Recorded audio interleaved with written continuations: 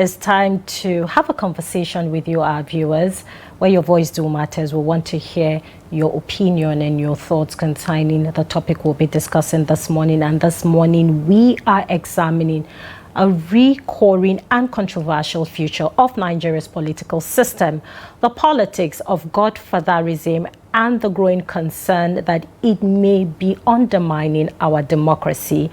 Ideally, democracy is built on the will of the people, free choice and accountability. But in reality, political power in many places is shaped by influential individuals who decide who gets party tickets, who wins elections, and in some cases, how elected officials govern in office.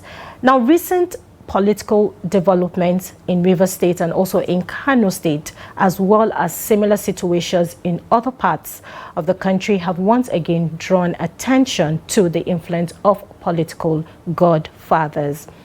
Now, past struggles between godfathers and their political godsons have led to internal party crisis, governance tensions, and uncertainty for citizens who expect stable leadership. Supporters of godfatherism argue that these powerful figures provide funding, structure, and political mentorship.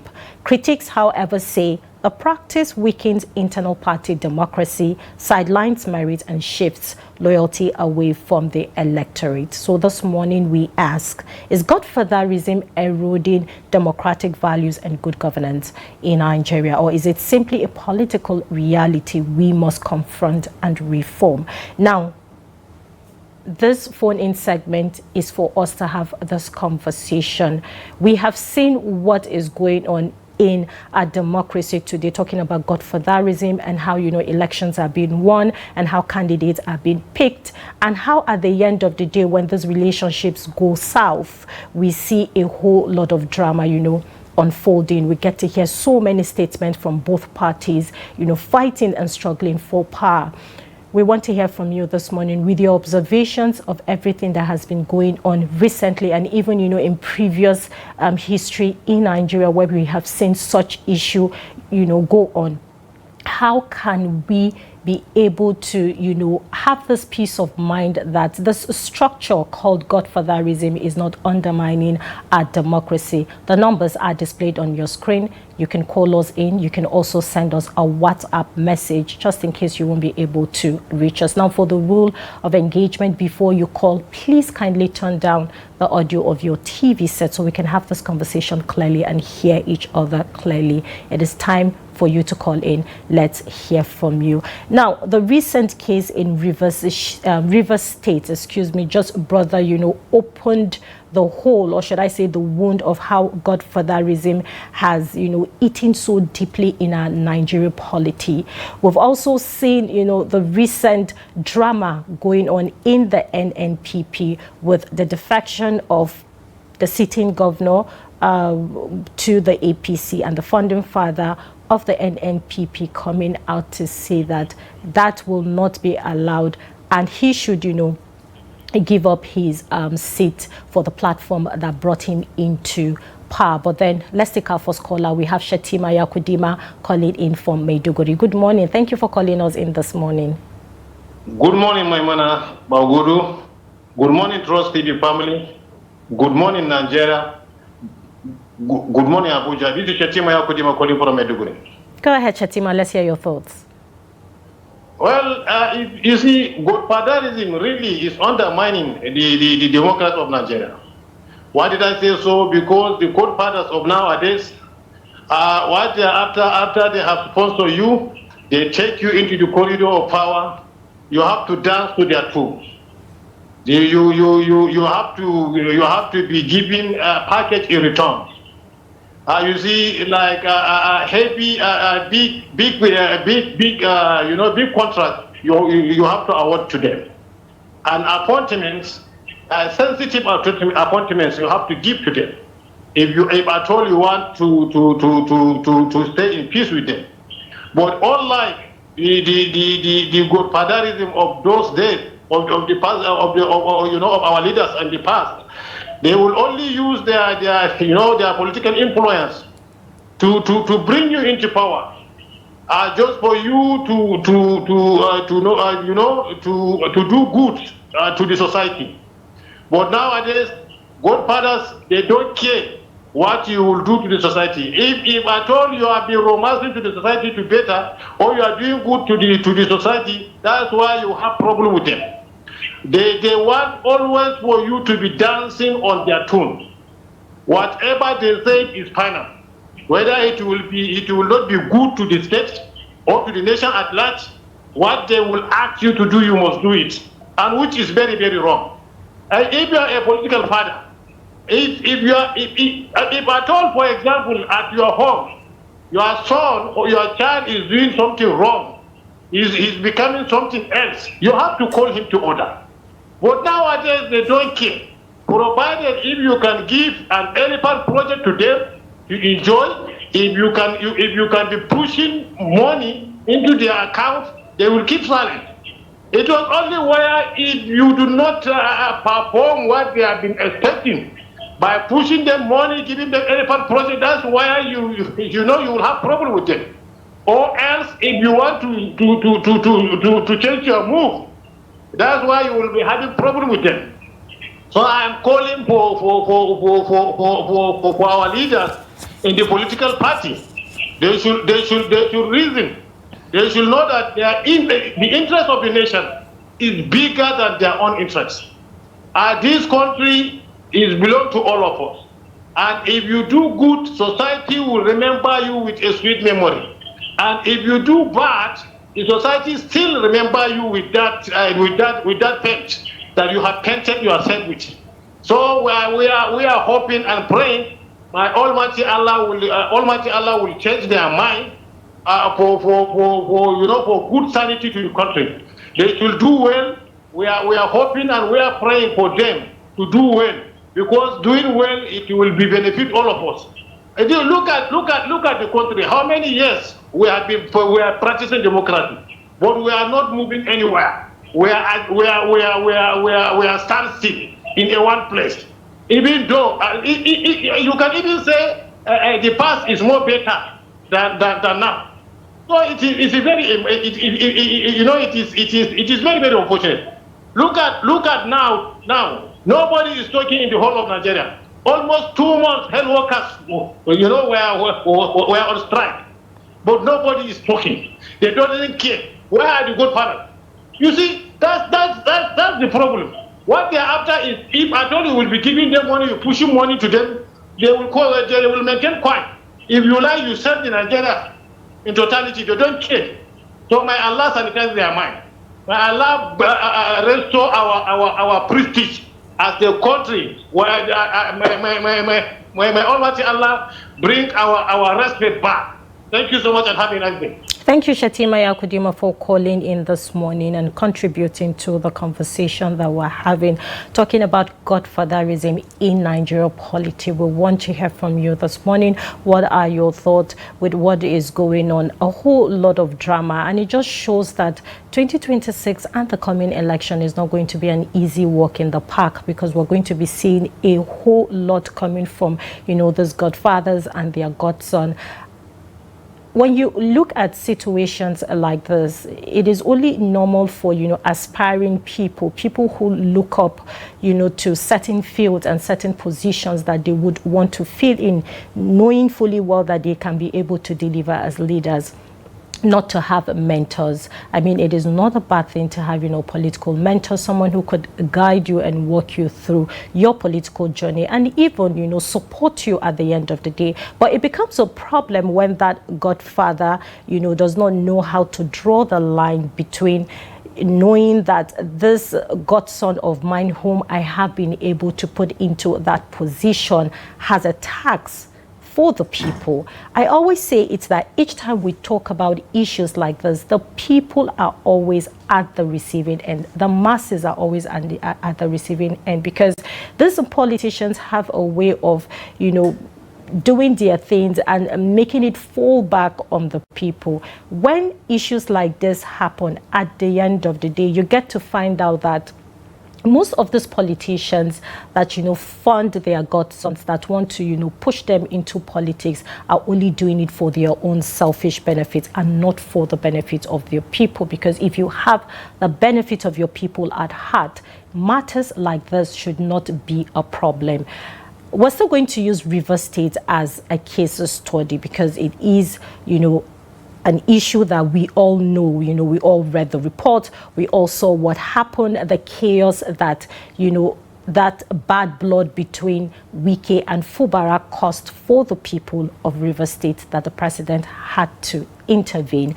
And recently, over the weekend, should I say over the weekend or during last week, we saw a lot of, comments from the FCT minister, who is the godfather to Fubara, saying a whole lot of statements. And when you listen to the statements, you realize that it is not about the people of Rivers. We're not trying to fight for the people of Rivers State to ensure that these people enjoy the dividends of democracy. No, it is about battle for power, struggle, money, and what have you. And it is so sad that at this point in the Nigerian democracy, we are having issues like this. 2026 is supposed to be a year where we all, move this country forward and sort out all the issues we are having in front of us. But having these dramas are not, encouraging, because important issues that are meant to be tackled are not even paid attention to. But then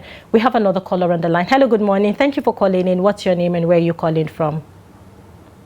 Thank you. Good morning. Good morning. My name is Mr. Paul. I'm calling from. Thank you, Mr. Paul, for calling in, and Happy New Year. It's same to you, my dear sister. How's your family? Very well, thank you. Please go ahead. Thank you. This is a topic of Godfatherism concerning Nigerian politics. To the politicians, I think to some extent it's better for them, but it's against the benefit of the masses. Because somebody that is a godfather to you, to some extent they have spent some money to make sure that you are being voted as a governor or whatever that you are vying for.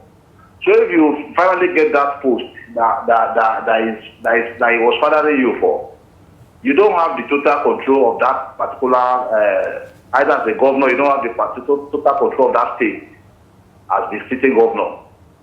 Because the person too has his own interest and the means of recovering his money that he has spent to make sure that you get that post. So it's not in the benefit of the masses. It is for their political selfishness and whatever that we can call it. It's not good for our democracy at all. But these people, when they want to get it at all costs, desperation, they will tell you, even though you say you want to collect half of the allocation of the state and just to make sure they become the governor. Somebody will tell you, no problem, let it be like that. But it's not going to be to favor the general masses that we are looking up to you. So it's a very bad omen in our democracy. I think we can do better than that. And secondly, I want to talk concerning all these tax issues that we are suffering in Nigeria. It's like these are our senators and the House of Reps that we are electing, that they are representing us. Sometimes they forget how they get to that seat. Because they don't consult us, they don't return to us to say this and that before they take some decision on behalf of us. They don't care. So it's like when it's coming to us, like 20 that is coming back, now that is of them will be returning to where they come from, so that they can still get that seat back. But sometimes when the federal government does push some bill to them, they will not check the side of the common masses before they begin to ascend their decision on it. Maybe it is the money that they are getting from the presidency that let us impose tax on these people. They will not care about us. We call them representatives. The representative is supposed to be returning to where he comes from, to be consulting people in some decision before they will say, yes, let it be so, or let it not be so. So it's only God that we help us, because in Nigeria we are fed up. Like this tax of a thing now, they were consulted, and I think they are not access to it before it begins to this 5% they are collecting on that they are starting by today. So I don't think they are representing us the way they should do. Thank you, my sister. God bless you. Thank you, Mr. Paul, for calling in and contributing to the conversation. Well, the conversation is still on and the phone lines are open. The numbers you're seeing at the moment on your screen is a number that you would use to call us in. You can also send us a WhatsApp message. Let's hear your thoughts. Still talking about Godfatherism. I mean, history has shown that, you know, when Nigerians are not comfortable about certain things and they come out to, you know, talk about it or agitate for it with one focus and one voice, we tend to see a change.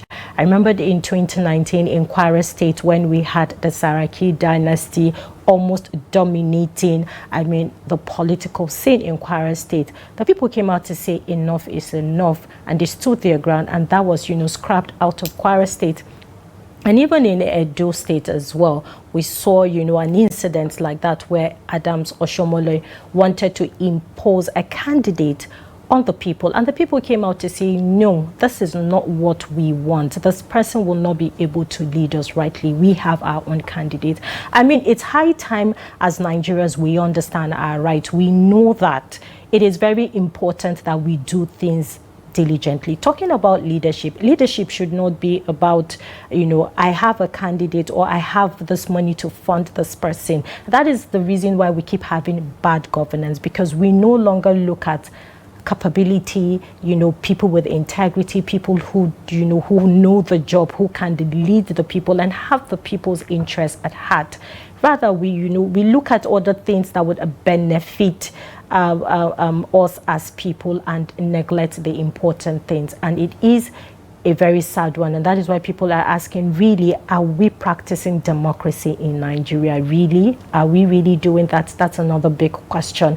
But then do what, call us in. We want to hear your thoughts this morning, talking about the Godfatherism eroding democratic values in Nigeria. You know, is it for good governance? Is it for the betterment of our country? Is it for the betterment for leadership? Or is it, you know, a way to build a certain system and a certain, should I use the word, a gang in moving their political journey? Now, we have civil society groups who, you know, are being established to educate people on their rights, on what they need to know concerning democracy, and also looking at the polity. So the civil society groups should do more in educating the people, in letting them know that Godfatherism is a cankerworm when it comes to a Nigerian polity. And also talking about the National Assembly, you know, there should be laws, I mean, regulating our political system in Nigeria, because so many things going on in our political system just shows that there's no regulation, there's no structure. You know, everyone is just doing what they deem fit or right for themselves and for their own selfish interests. So this is where the National Assembly must come into, you know, strengthen electoral laws, and, you know, especially by passing the independent candidacy bill. I mean, with the 2027 elections close by, these are things that the National Assembly need to focus on. But then we have another caller on the line. Hello, good morning. Thank you for calling in this morning. What is your name and where are you calling from? It's Udeme Udo calling from Abuja. Good morning, Udeme Udo. Thank you for calling in this morning. Go ahead. Okay. What we are witnessing in our political scene today is cancerous to our own democracy. Because when you have promoters of leadership seeking their personal gain against the general good of the people, the outcome will always be cancerous. River State, we saw what happened. We saw the destruction and threats to life and things that came up. It kept the people on hold, and democracy was put on hold, and leadership was put on hold, accountability was put on hold. So how would growth come when the indicators of growth are not allowed to operate?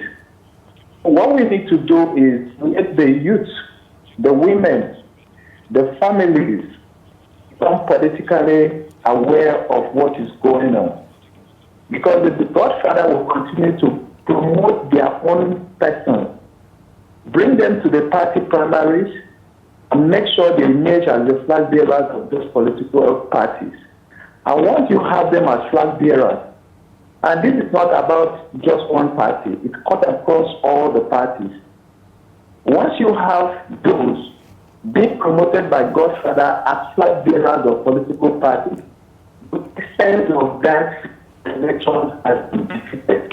Because the reason why you are conducting elections is to give the people the opportunity to choose. But if I pick a sack of cards and select the cards that I want you to pick up and give it to you to pick, no matter how many times you try to pick, you will still do my will. I will still put you on the command.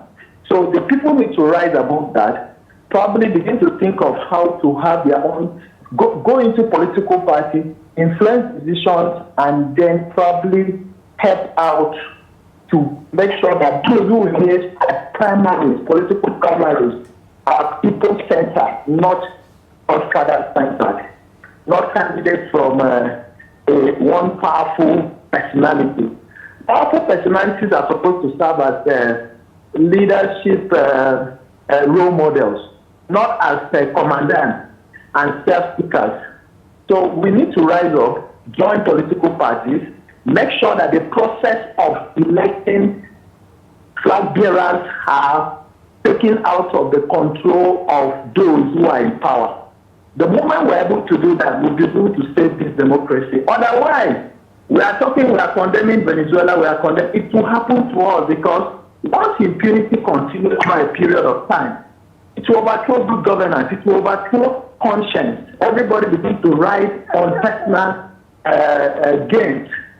So my own opinion is, let the people become the major player, not just the politicians. Thank you. Thank you for calling in and sharing your thoughts this morning on the topic we're discussing. But let's take a look at some WhatsApp messages. Let's take some WhatsApp messages. We have a first WhatsApp message from Mohammed Audu from Maiduguri. And he says, this practice has negatively affected Nigeria's political system by weakening democracy, promoting corruption, and encouraging poor governance. The elections are often manipulated as godfathers impose candidates on political parties, denying citizens the right to freely choose their leaders.